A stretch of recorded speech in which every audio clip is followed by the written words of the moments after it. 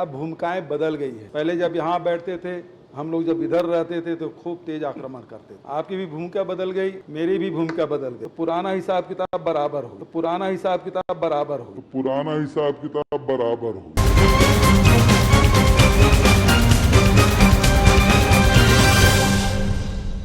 नमस्कार, मैं हूं डॉक्टर संजय शेखर और एडिटर जी न्यूज के इस खास वीडियो में आपका बहुत बहुत स्वागत है।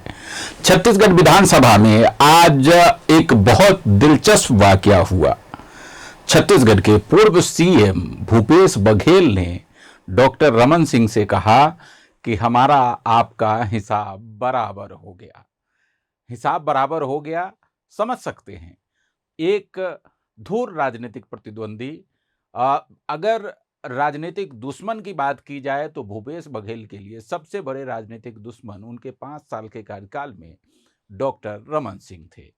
लेकिन जब बीजेपी सत्ता में आ चुकी है और बीजेपी जब सत्ता में आ गई तो सबसे पहले, हालांकि ये संसदीय परंपरा है, लेकिन उस संसदीय परंपरा का निर्वहन करते हुए भूपेश बघेल डॉक्टर रमन सिंह के बगल में खड़े होकर के उनका विधानसभा अध्यक्ष बनने का समर्थन किया।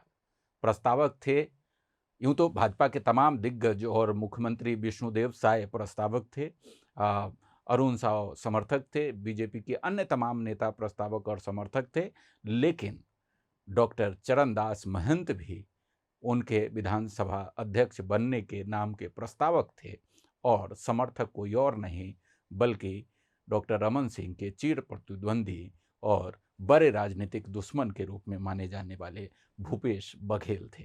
वो समर्थन में उनके बगल में खड़े थे और उन्होंने समर्थन दिया। आज छत्तीसगढ़ विधानसभा में भी जब विधानसभा अध्यक्ष का चुनाव हो रहा था तो प्रोटेम स्पीकर रामविचार नेताम ने बाकायदा 5 जो प्रस्ताव थे विधानसभा अध्यक्ष चुनाव के लिए, उनको पढ़ करके सदन को बताया। और उन 5 प्रस्ताव में 4 प्रस्ताव तो छत्तीसगढ़ के मुख्यमंत्री विष्णुदेव साय और दोनों डिप्टी सीएम और बीजेपी की वरिष्ठ नेता, तमाम नेता और विधायक शामिल थे, उनकी ओर से था और वे लोग समर्थक थे। लेकिन एक प्रस्ताव विपक्ष की ओर से, और विपक्ष कोई दूसरा नहीं, मुख्य विपक्षी दल कांग्रेस पार्टी की ओर से था, जिसमें प्रस्तावक खुद नेता प्रतिपक्ष डॉक्टर चरणदास महंत थे और उसके समर्थक कोई और नहीं, भूपेश बघेल थे। भूपेश बघेल चिर प्रतिद्वंदी और सबसे बड़े राजनीतिक दुश्मन, वो उनके समर्थन में खड़े थे। और बात यहीं तक नहीं रुकी। जब उनका डॉक्टर रमन सिंह का निर्वाचन हो गया सर्वसम्मति से, तो उसके बाद सभी लोगों ने, सबसे पहले छत्तीसगढ़ के मुख्यमंत्री विष्णुदेव साय ने अपनी भावनाएं व्यक्त की और डॉक्टर रमन सिंह को विधानसभा अध्यक्ष बनने पर उन्हें बधाई और शुभकामनाएं दी। धीरे धीरे करके तमाम लोगों ने उन्हें बधाई और शुभकामनाएं दी। लेकिन सबसे दिलचस्प वाकया तब हुआ जब भूपेश बघेल उठे और उन्होंने डॉक्टर रमन सिंह से समय मांगा। चूंकि आसंदी पर डॉक्टर रमन सिंह थे तो स्वाभाविक तौर पर एक्स सीएम भूपेश बघेल को समय के लिए उन्हीं से आग्रह करना था। उन्होंने डॉक्टर रमन सिंह से समय मांगा, यानी सदन में ये होता है कि हाथ उठाया जाता है तो आसंदी पे जो होता है वो देख लेता है और फिर उनको समय देता है। भूपेश बघेल ने अपना हाथ उठाया, फिर डॉक्टर रमन सिंह ने उन्हें खड़े होने का उनको समय दिया और जब भूपेश बघेल खड़े हुए तो उन्होंने डॉक्टर रमन सिंह को सबसे पहले तो बधाई दी, शुभकामनाएं दी, उनके सुदीर्घ राजनीतिक जीवन और संसदीय अनुभव का बखान किया, उनके जो विधायक के रूप में उनके कार्यकाल का, सांसद के रूप में उनके कार्यकाल का, राज्य मंत्री के रूप में उनके कार्यकाल का केंद्र में, और फिर मुख्यमंत्री के रूप में उनके कार्यकाल का उल्लेख करते हुए कहा कि इनका जो सुदीर्घ अनुभव है इसका लाभ छत्तीसगढ़ की विधानसभा को मिलेगा। उन्होंने ये भी आग्रह किया आसंदी से। आसंदी पे जाहिर सी बात है डॉक्टर रमन सिंह विराजमान थे और उनसे ये आग्रह किया कि आप जो है सत्ता पक्ष से ज़्यादा विपक्ष को महत्व देंगे, हमको आप समय देंगे। लेकिन बात यहीं पर ख़त्म नहीं होती है।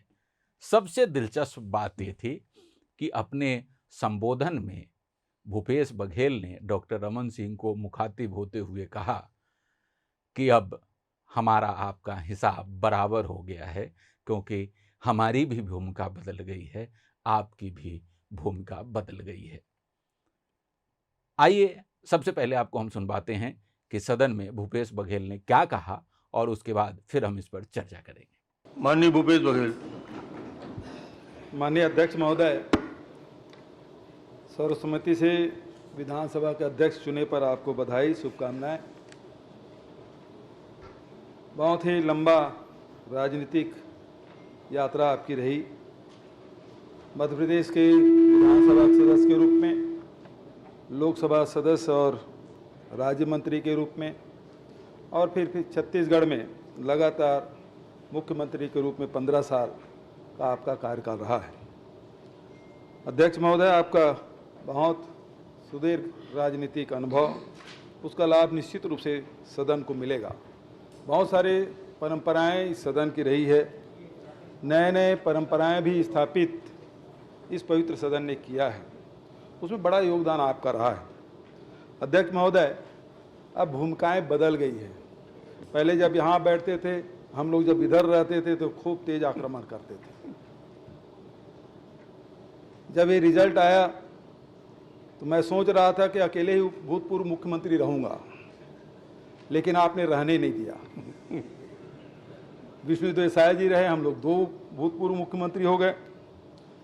अब आपकी भूमिका वहाँ हो गई अध्यक्ष महोदय। तो भूमिकाएं बदलती रहती हैं, आपकी भी भूमिका बदल गई, मेरी भी भूमिका बदल गई, तो पुराना हिसाब किताब बराबर हो गया।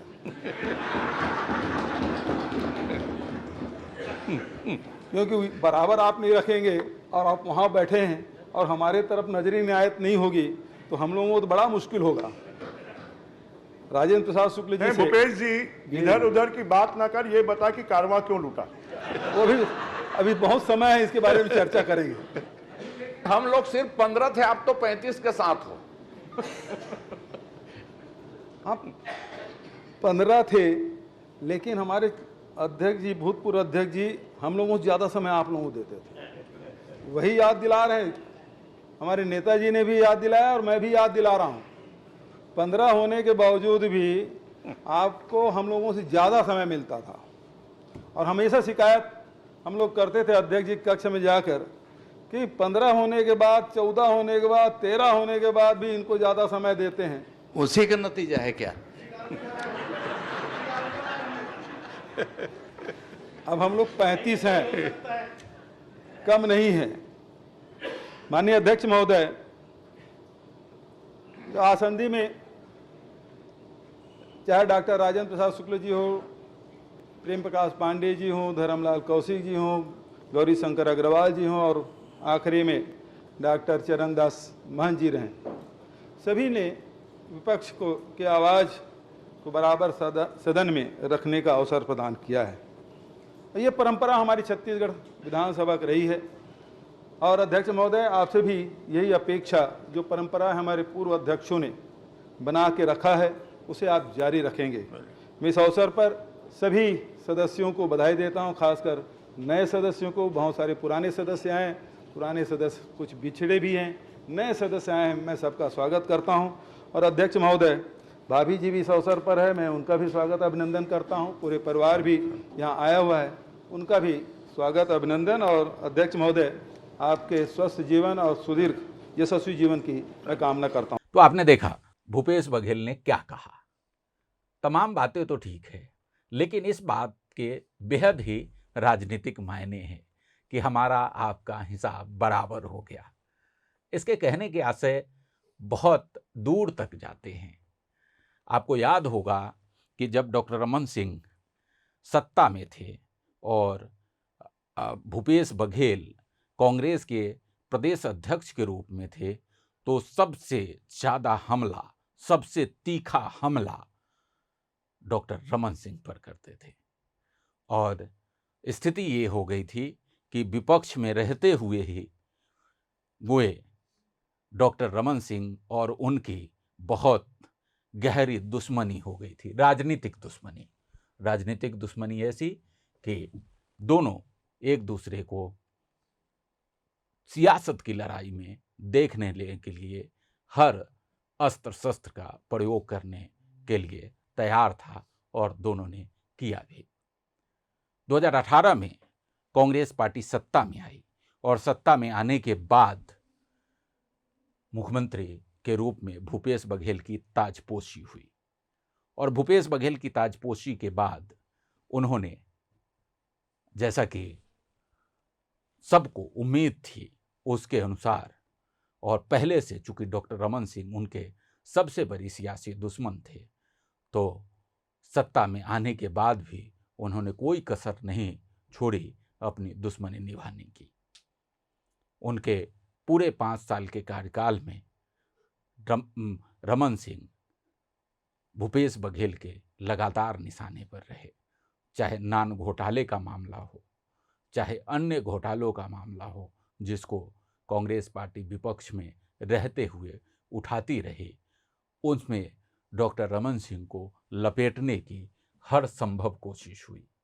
झीरम घाटी हमले में भी डॉक्टर रमन सिंह को लपेटने की हर संभव कोशिश हुई, लेकिन कहते हैं राजनीति में कुछ भी स्थायी नहीं होता। और इसी बीच 2023 का चुनाव आ गया और 2023 के चुनाव में कांग्रेस पार्टी सत्ता से बाहर हो गई, भारतीय जनता पार्टी सत्ता में आई और भारतीय जनता पार्टी की सरकार बनी। डॉक्टर रमन सिंह फिर से ताकतवर हुए, विधानसभा के अध्यक्ष की कुर्सी पर पहुंच गए और जब विधानसभा के अध्यक्ष की कुर्सी पर पहुंच गए तो भूपेश बघेल को सदन में कहना पड़ा कि अब हिसाब बराबर हो गया। जाहिर सी बात है इसके बड़े राजनीतिक मायने हैं। सियासत के जानकार इसकी अलग अलग तरीके से व्याख्या करेंगे, राजनीति के जानकार अलग अलग तरीके से व्याख्या करेंगे, लेकिन जब यही सवाल डॉक्टर रमन सिंह से, जो कि विधानसभा के अध्यक्ष बने हैं, उनसे पूछा गया कि भूपेश बघेल ने कहा है कि अब हिसाब बराबर हो गया, तो आइए आपको सुनवाते हैं कि डॉक्टर रमन सिंह ने क्या कहा। नई भूमिका सिस्टम विधानसभा का प्रथम दिन और प्रथम दिन एक महत्वपूर्ण विषय जो छत्तीसगढ़ के विधानसभा और विधानसभा की गरिमा कैसे बढ़े, पक्ष और विपक्ष ने माननीय विष्णुदेव साय जी, अरुण साव जी, ब्रिजमोहन जी, अजय जी और इधर विपक्ष की ओर से माननीय चरणदास महंत जी नेता प्रतिपक्ष और हमारे पूर्व मुख्यमंत्री, इनके प्रस्ताव को सर्वसम्मति से पक्ष और विपक्ष के मंजूर किया गया और निर्विरोध निर्वाचन की प्रक्रिया विधानसभा अध्यक्ष के नाम से किया गया। मैंने चरणदास जी को, भूपेश जी को और पूरी टीम को, भारतीय जनता पार्टी के मुख्यमंत्री और सभी सम्मानित सदस्य, कांग्रेस और गोंडवाना के सभी सदस्यों को धन्यवाद दिया कि आम सहमति के साथ विधानसभा के अध्यक्ष का चयन आप सबने किया और मेरी जवाबदारी है कि इस विधानसभा को निष्पक्ष भाव से, अभी तक मैं 15 साल मुख्यमंत्री के हैसियत से एक भूमिका में छत्तीसगढ़ में राजनीतिक दृष्टि से काम करता रहा। आज मेरी भूमिका विधानसभा में बदली गई है और मेरी दायित्व तो इस विधानसभा के 90 सभी सदस्य, इनके मान सम्मान गरिमा बढ़ाना, उनके अंदर जो कुछ है वो सर्वश्रेष्ठ कैसा छत्तीसगढ़ के लिए वो दे सकते हैं, उनकी भागीदारी कैसे हो सकती है छत्तीसगढ़ के निर्माण में, वो इधर के लोग हो, पक्ष के हों या विपक्ष के हों, उन सबको अवसर देने का काम एक विधानसभा अध्यक्ष के नाते मुझे करना है। और मैं समझता हूँ ये दायित्व का निर्वहन का आज पहला दिन था। लोगों ने शुभकामना दी है, शुभेच्छा बताई है। मैं उन सभी सदस्यों को विधानसभा में यही मैंने कहा कि इस बार विधानसभा का स्वरूप काफी युवा है। 50 नए लोग जीत के आए, 15 और 10 25 लोग दूसरी और तीसरी बार जीत के आए। 75 सदस्य हमारे ऐसे हैं जो पहली बार जीत के और दूसरी और तीसरी बार जीत के आए हैं। इसका मतलब है कि पक्ष और विपक्ष दोनों तरफ से नए सदस्यों की बहुत बड़ी संख्या इस विधानसभा में है। एक बड़ा प्रबोधन का कार्यक्रम दोनों पक्ष के लिए करना पड़ेगा। 19 महिला हमारे विधायक जीत के आई हैं पक्ष विपक्ष मिला के। ये करीब 20% होता है कुल विधानसभा के विधायकों की संख्या का। और सीनियर मेंबर भी जीत के आए हैं 7 बार, 6 बार, 5 बार, 4 बार।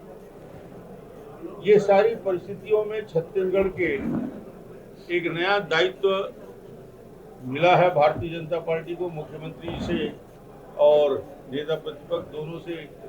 आज हमने यही आग्रह किया कि हम सब मिलकर छत्तीसगढ़ के विकास को एक दिशा देंगे, आगे बढ़ाने का काम करेंगे। और ये 3 दिन का ही सत्र है। इसके बाद विधायकों के लिए वरिष्ठ लोगों को बुला के प्रबोधन का भी कार्यक्रम रखा जाएगा और विधानसभा की जो अन्य कार्यवाही गतिविधियां हैं वो चलती रहेगी। तो आपने सुना डॉक्टर रमन सिंह की जो तासीर है। डॉक्टर रमन सिंह गुस्सा होते नहीं और बड़े ही शालीन तरीके से, बहुत ही सौम्य तरीके से अपनी बात कह देते हैं। आज भी जब उनसे पूछा गया कि भूपेश बघेल ने कहा कि हिसाब बराबर हो गया है, तो क्या हिसाब बराबर हो गया है? तो इस पे उन्होंने कहा कि मेरी भूमिका अब बदल गई है। मैं पहले राजनीति में था और अब मेरी भूमिका संवैधानिक है और संवैधानिक भूमिका में सत्ता पक्ष विपक्ष सब बराबर होता है। विपक्ष की तरफ ज़्यादा नज़र रखनी पड़ती है। तो मैं अपने दायित्वों का पूरी निष्ठा के साथ, पूरी ईमानदारी के साथ पालन करने का प्रयास करूंगा, ऐसा कहा डॉक्टर रमन सिंह ने। लेकिन बात फिर वहीं पे आकर के रुक जाती है कि क्या हिसाब बराबर हो गया है? क्योंकि राजनीति में हालांकि हो जाना चाहिए, मैं उम्मीद करूंगा कि ये हिसाब बराबर हो जाना चाहिए। राजनीति में दुश्मनी बहुत लंबी होने का, बहुत कटुता रखने का, बहुत पर्सनल होने की कोई गुंजाइश होनी नहीं चाहिए। छत्तीसगढ़ की जो तासीर है, छत्तीसगढ़ के भोले भाले लोग हैं, छत्तीसगढ़ में बहुत सौम्यता के साथ, बहुत भाईचारे के साथ लोग रहते हैं, एक दूसरे से गले मिलते हैं, प्यार से सौहार्द से रहते हैं। तो राजनीति भी अन्य राज्यों की तुलना में छत्तीसगढ़ की राजनीति बहुत बेहतर है और उसमें व्यक्तिगत मामला नहीं बनना चाहिए। राजनीति में एक दूसरे का विरोध हो, मतभेद हो, आलोचनाएं हो, लेकिन मनभेद नहीं होना चाहिए। एक दूसरे की व्यक्तिगत दुश्मनी नहीं होनी चाहिए। और हम उम्मीद करेंगे कि जब भूपेश बघेल ने कहा कि हिसाब बराबर हो गया, तो हिसाब बराबर ही हो जाना चाहिए, क्योंकि यही छत्तीसगढ़ के हित में होगा, यही छत्तीसगढ़ की राजनीति के हित में होगा और यही बेहतर होगा। अगले वीडियो में हम किसी अन्य विषय के साथ मैं आपके सामने हाजिर होऊंगा। तब तक के लिए हमें इजाज़त दीजिए और हमारा ये वीडियो आपको अच्छा लगा तो इसे लाइक करें, शेयर करें और हमारा चैनल अगर अभी तक आपने सब्सक्राइब नहीं किया है तो इसे सब्सक्राइब करना न भूलें। नमस्कार।